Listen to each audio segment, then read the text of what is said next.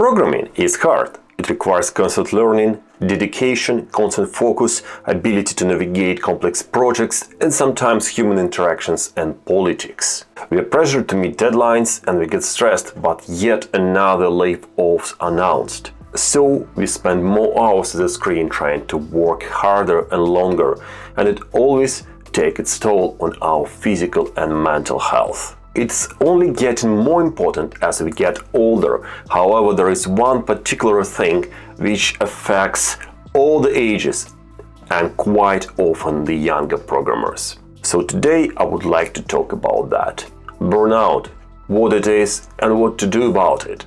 And just a friendly notice. I'm not a doctor and this is not a health advice. It is my friendly advice to my fellow programmers.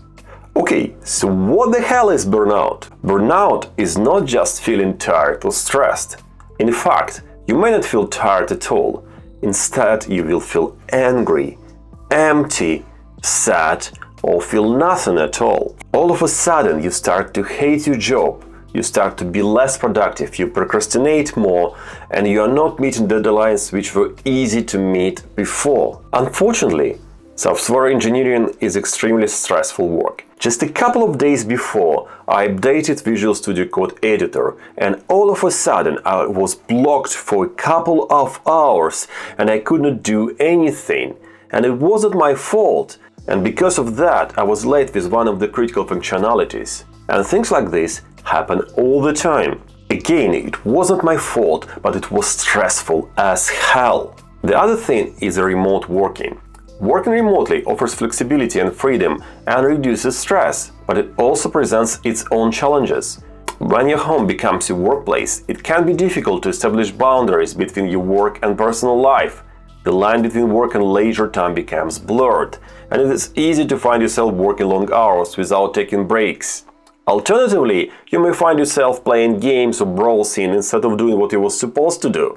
Remote work can also make you to feel isolated because you don't see other team members, which sometimes is a good thing if there is one particularly annoying team member. And I'm sure many of us have someone like this, and maybe I'm one of those annoying team members for somebody else. At the same time, the absence of immediate feedback and recognition can make it difficult to see if your manager is happy with you, which will contribute to the sense of uncertainty and self-doubt.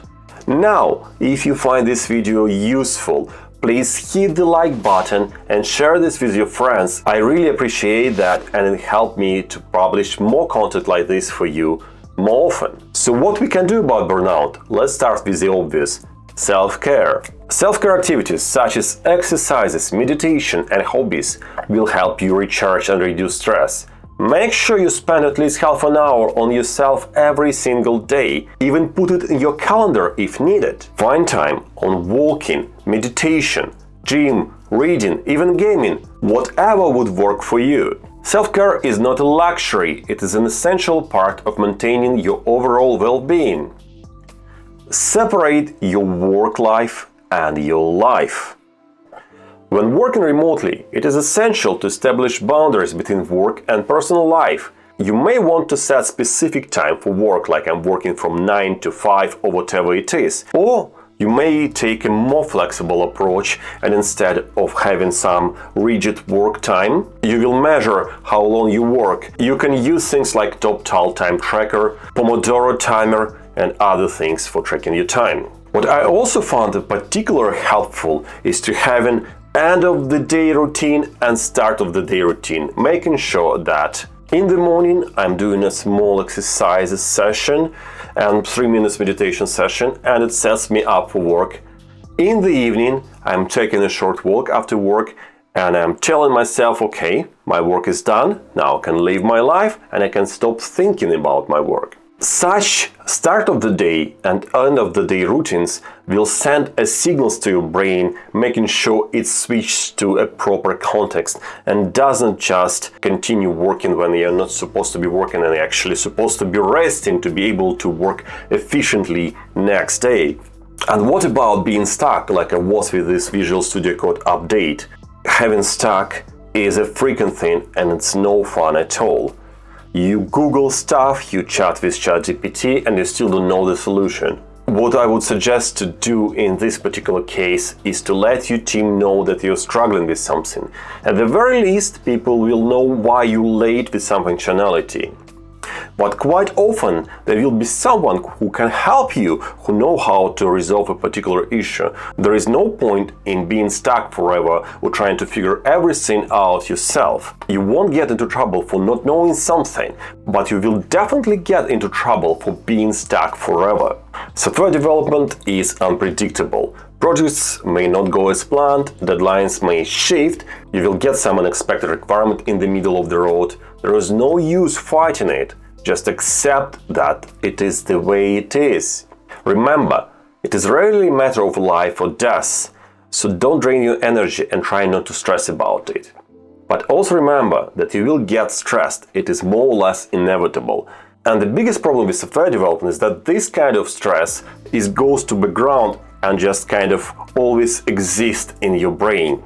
And it's not healthy at all. This stress does not go away. It accumulates, drains your energy, and sets yourself up for a disaster. So it is important to let this stress out. Things like running, martial arts training, screaming, listening, heavy metal music, meditation, mindfulness, whatever it is. If you would like me to link a couple of resources related to how you can let the stress out, please drop me a comment and I will do my best. Lastly, find meaningful and successful work. Finding meaning and purpose in your work will be a powerful antidote to burning out. Seek out projects and tasks that align with your values and passions. And another important thing for you to keep in mind is don't always try to pick up the most complex work. It is very important to accumulate wins. So picking up smaller, easier tasks is actually beneficial for you because it will tell your brain and yourself that you're actually a very good programmer, that you can do stuff. It will also create a contrast with inevitable setbacks that you will face as a programmer. Try to make sure that around half of your work is easy peasy and fun, and the other half of your work is challenging and taking you out of your comfort zone. And it will balance your growth goals and maintaining your self-esteem goals. So what do you think? Have you ever experienced burnout? Do you know how to fight it? Maybe you have some other ways which I didn't mention in this video. Please let me know in the comment section below. As always, subscribe to my channel, like this video, share it with your friends. It was Test Encoder. See you around.